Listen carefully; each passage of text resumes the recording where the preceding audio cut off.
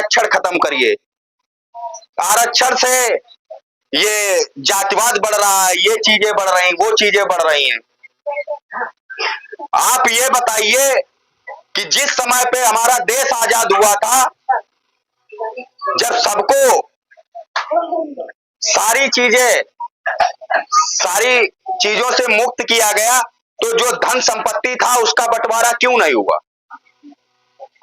भाई मैं तो ये कहता हूं, आपके पास 200 बीघे खेत है और मेरे पास 2 बीघे खेत है, क्या मैं आपकी बराबरी कर सकता हूं? इसी चीज को देखते हुए बाबा साहब ने हमारे समाज के लोगों को आरक्षण दिया था, जिसकी बदौलत हम लोग उनकी बराबरी में आ पाए। क्योंकि जिस समय देश आजाद हुआ था, उस समय बहुत ज्यादा 10 से 20% ही लोग ऐसे थे जो राजाओं की जिंदगी जी रहे थे। बाकी जो लोग थे वो सिर्फ मजदूरी करते थे और कुछ उनके पास व्यवसाय नहीं था। तो इन्हीं चीजों को देखते हुए उन्होंने आरक्षण बनाया कि ताकि हमारे लोग हर जगह पे होंगे, सिस्टम में होंगे, नेता भी होंगे और सरकारी पदों पे होंगे, हर जगह पे होंगे, तो हमारे लोगों की भी स्थिति सुधरेगी। लेकिन ये निकम्मापन सरकारों का साफ दिखाता है कि आरक्षण का सही से प्रयोग किया ही नहीं गया।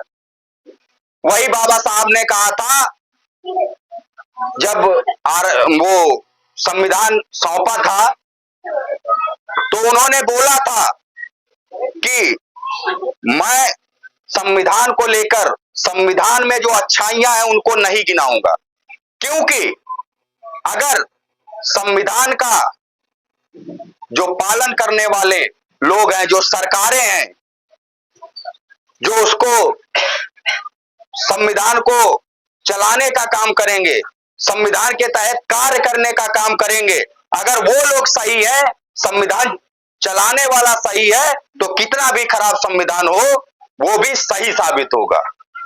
और अगर सिस्टम में बैठे लोग, सत्ता में बैठे लोग,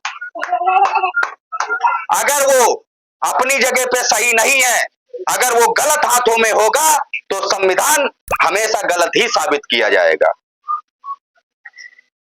और बाबा साहब ने क्यों बोला था कि शिक्षित हो, संगठित हो और संघर्ष करो? क्योंकि जब आप शिक्षित होंगे तभी आप अच्छाई और बुराई का फर्क समझ सकते हैं। जब आप शिक्षित होंगे, अगर आप शिक्षित ही नहीं है तो आपको क्या पता आपके साथ गलत कौन कर रहा है और आपके साथ सही कौन कर रहा है। आपको तो बस वोट डालना है, तो जाके लगा दिया, कहीं 2 पौवा मिल गए या 1 किलो बकरा मिल गया या 500 रुपए मिल गए, वहीं लगा के चले आए। आप ये समझिए, जो आपको भाई, जो प्रधानी का अगर इलेक्शन लड़ता है या विधायकी का लड़ता है या बीडीसी का लड़ता है, अगर मैं छोटी सी बात बोलूंगा, अगर प्रधानी का इलेक्शन है, अगर वो 20 लाख रुपए खर्च करके इलेक्शन जीतेगा, तो फिर तुम्हारे लिए क्या करेगा? पहले तो वो अपनी रिकवरी करेगा ना, पहले तो वो अपनी रिकवरी करेगा, उसके बाद में वो अगले चुनाव के लिए करेगा, फिर कुछ बचेगा उसका काम करवाएगा। और यही चीजें जब हमारे सरकारी एम्प्लॉयड जो है, जो ज्वाइनिंग होती है जिनकी, उन लोगों से जिस तरीके का भ्रष्टाचार फैलाया जा रहा है, अगर कोई लड़का घूस दे करके 20 लाख 10 लाख घूस दे करके अगर वो वहां पे नियुक्त होगा, अगर वो कार्य करेगा, तो वो पहले तो अपनी रिकवरी करेगा ना। तो जो हमारे देश में इतना अधिक भ्रष्टाचार फैला है, तो सबसे पहले तो उस पे लगाम लगनी चाहिए। और इसके लिए हमें जरूरत है एक अच्छी और मजबूत सरकार की, जो इन चीजों पे लगाम लगा पाए। सरकारें आती हैं, मलाई चाटती हैं और चले जाते हैं, और हमारे लोग जो आज के 78 साल पहले कर रहे थे वही आज भी कर रहे हैं। और मैं आप लोगों को बता देना चाहता हूं, आप लोगों के साथ में भीम आर्मी हमेशा खड़ी थी, खड़ी है और खड़ी रहेगी।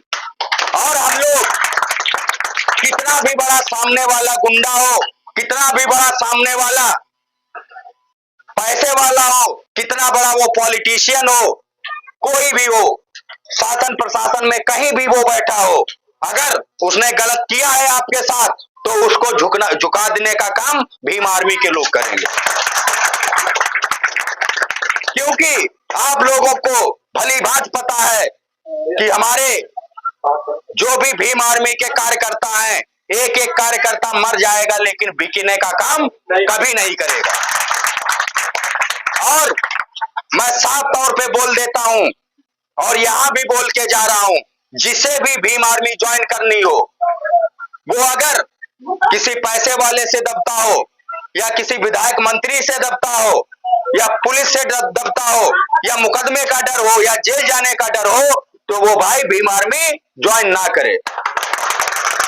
क्योंकि हमारा सामना सिर्फ और सिर्फ इन्हीं लोगों से होता है।